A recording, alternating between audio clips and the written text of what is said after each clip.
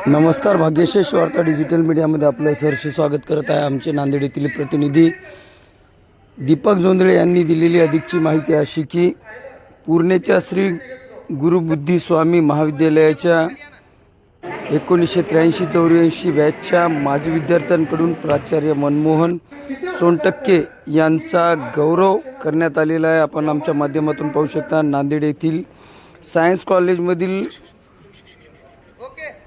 पुरणमलजी लाहोटी सभागृहात रविवारी दिनांक 12 एप्रिल श्री गुरु बुद्धिस्वामी महाविद्यालय पूर्णा येथील 1983-84च्या माजी विद्यार्थ्यांच्या वतीने आयोजित गुरुवंदना सोहळा मोठ्या उत्साहात संपन्न झालेला आहे. आपण आमच्या माध्यमातून पाहू शकता. यावेळेस शिक्षक, गुरुवृंद, विद्यार्थी मोठ्या संख्येने उपस्थित होते. खूप थाटामाटात या सोहळ्याचे आयोजन करण्यात आलं होतं. आमचे प्रतिनिधी दीपक जोंधळे यांनी दिलेली ही माहिती आहे. सविस्तर बातम्यांसाठी लाईक करा, शेअर करा, सबस्क्राईब करायला विसरू नका.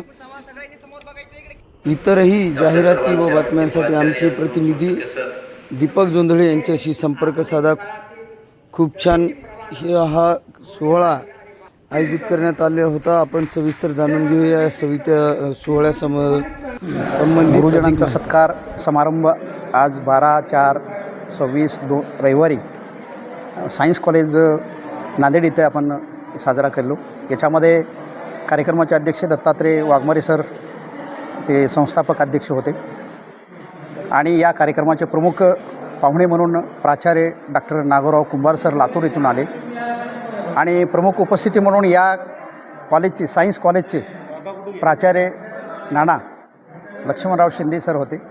सत्कारमूर्ती म्हणून प्राचार्य मनोहर माधवराव सोनटक्के सर आणि सोनटक्केताई हे होते.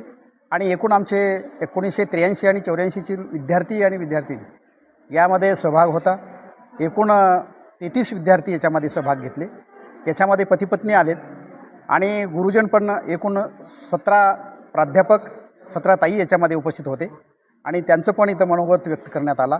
आणि विद्यार्थ्यातर्फे 2 विद्यार्थी पावडे सर, प्राध्यापक पावडे सर, नंतर भुयारे सर विस्तार अधिकारी आणि प्राध्यापकामधून दहिपळे सर, प्राध्यापकामधून केंद्रे सर आणि काळबांडे सर, मार्जे सर असे त्यांनी व्यक्त केले. त्याच्यानंतर शिंदे सर मनोगत व्यक्त केले. नागोराव कुंभार सर सुरुवातीपासून शेवटपर्यंत आदरणीय आमचे सोनटक्के सरांचं गुरुजनांचं विचार व्यक्त केले. आणि त्यानंतर सोनटक्के सर विद्यार्थीच हेच दैवत आहे, विद्यार्थीच हेच संपत्ती आहे आणि विद्यार्थीच हे दैवत आहे असं पद्धतीनं मान्य करून आम्हाला आशीर्वाद देण्याचं काम त्यांनी केले.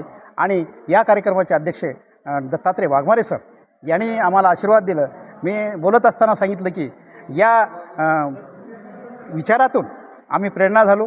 आम्हाला आश्रय देण्याचं काम, आकर्षण करण्याचं काम, प्रेम देण्याचं काम दत्तात्रय वाघमारे सर केले आणि ताई पण केले. म्हणून सगळं त्यांच्या श्रेयाला, त्यांच्या मानाला आम्ही मुजरा करून माझे मित्र भोताळे सर असो, गोपछडे सर असो, पावडे सर असो, प्रकाश पवार सर असो, पावडे सर असो, सगळ्यांनी टोटल 33 माझे मित्र सहकार्य केल्यामुळं हे आम्ही 2 महिन्यापासून झटपत होतो आणि ते कार्यक्रम आज सक्सेस झाला. सगळ्या मित्रांच्या सहकार्यामुळे झाला. असंच आपण कार्यक्रम करण्याचा प्रयत्न करू. तुम्ही आम्हाला आलात, सहकार्य केलात. तुमचं पण तुमचे नावं काहीत मला माहीत नाही, तुमचं पण मीडियांचं अभिनंदन करतो आणि असंच आम्हाला सहकार्य असू द्या. त्याबद्दल तुमचं धन्यवाद आणि पुन्हा एकदा ऋण व्यक्त करून थांबतो. जय हिंद, जय महाराष्ट्र. फार समाधान झालं. नेहमी विद्यार्थ्याची आठवणी काढतो. किती वर्षाचे असले विद्यार्थी तरी माझ्या डोक्यात विद्यार्थ्याशिवाय दुसरं काहीच राहत नाही.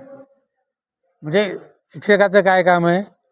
विद्यार्थ्याच्या अडचणी सोडवणं, विद्यार्थ्याची प्रगती कशी होईल हे पाहणं. बाकी दुसरं शिक्षकाचं कामच नाही. त्याप्रमाणे शिक्षकानं जर प्रामाणिकपणे काम केलं तर मला वाटतं आपले विद्यार्थी फार पुढे जातील. अजून सर, शिक्षकाची खरी संपत्ती काय? शिक्षकाची खरी संपत्ती विद्यार्थीच आहे. मी नेहमी सांगतो कॉलेजमध्ये सुद्धा की हे विद्यार्थी ही आपली संपत्ती आहे. मग ती जतन करणं आपलं काम आहे. आजकालचे शिक्षक हे लाखो रुपये पगार घेऊन वेगवेगळ्या व्यवसायात उतरलेले आहेत, पण खरी गुणवत्ता दिसून येत नाही. सर, काय सांगा? नाही, आता आजकाल तसं झालंच आहे ना. हेच म्हणजे अवमूल्यन व्हायलं शिक्षणाचं. सध्या शिक्षणाकडे कोणी लक्ष देणं झाले. म्हणजे विद्यार्थी काय करतात, विद्यार्थ्यांच्या अडचणी काय, हे कोणी समजून घेत नाही. फक्त प्रत्येकाला काय नवीन संस्था काढायच्या आणि त्यातून आपला किती फायदा होईल हेच पाहणं काम आहे सगळ्याचं सध्याचं. म्हणजे शिक्षणासाठी शिक्षण नाही, विद्यार्थ्यासाठी शिक्षण नाही, फक्त त्या संस्थेमधून आपल्याला किती फायदा होईल, म्हणजे किती आपलं म्हणजे घर भरेल ह्याकडे त्यांचं विद्यार्थ्या म्हणजे संस्था चालकाचं लक्ष आहे. पालकांना काय संदेश द्या सर आजकालच्या? पालकांनी स्वतः विद्यार्थ्याकडे लक्ष देणं पाहिजे. विद्यार्थी म्हणजे शिक्षकावर बसून काही अर्थ नाही. शिक्षकाच्या भरोश्यावर राहणं बरोबर नाही. पालकांनं जर लक्ष दिलं शिक्षक म्हणजे विद्यार्थ्याकडे, मुलाकडे आपल्या, तरच विद्यार्थ्याचं शिक्षण होऊ शकेल, त्याची प्रगती होऊ शकेल. पण स्वतः जर लक्ष दिलं नाही तर काही अर्थ नाही.